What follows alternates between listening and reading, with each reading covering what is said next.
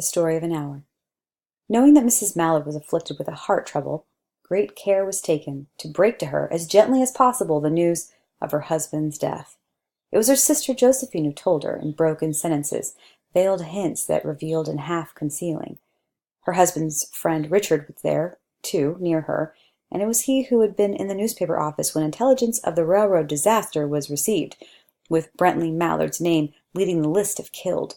He had only taken the time to assure himself of its truth by a second telegram, and had hastened to forestall any less careful, less tender friend in bearing the sad message.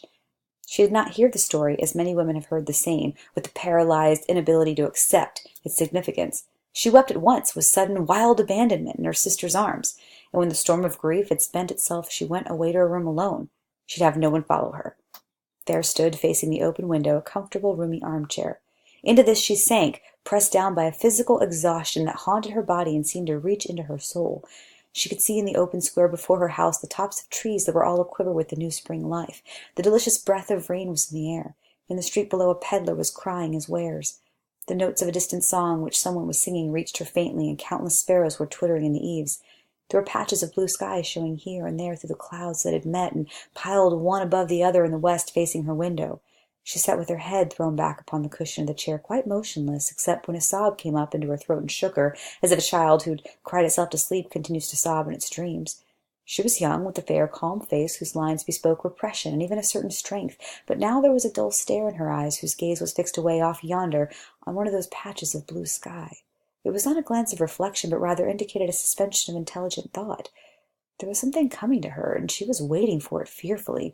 What was it? She didn't know. It was too subtle and elusive to name, but she felt it creeping out of the sky, reaching toward her through the sounds, the scents, the color that filled the air.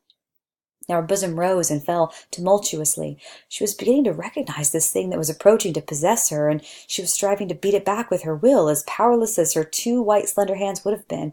And when she abandoned herself, a little whispered word escaped her slightly parted lips. She said it over and over, under the breath, "Free, free, free."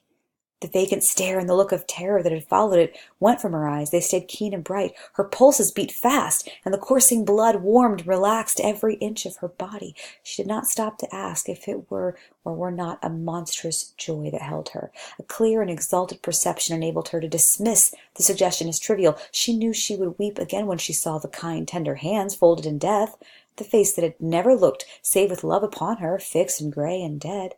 But she saw beyond that bitter moment a long procession of years to come that would belong to her absolutely, and she opened or spread her arms out to welcome.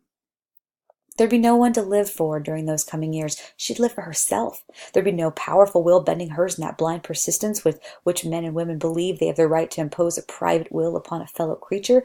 A kind intention or a cruel intention made the act seem no less a crime as she looked upon it in that brief moment of illumination. And yet she'd loved him, sometimes. Often she'd not. What did it matter? What could love, the unsolved mystery, count for in the face of the possession of self-assertion, which she suddenly recognized as the strongest impulse of her being? Free, body and soul free, she kept whispering. Josephine was kneeling before the closed door with her lips the keyhole, imploring for admission.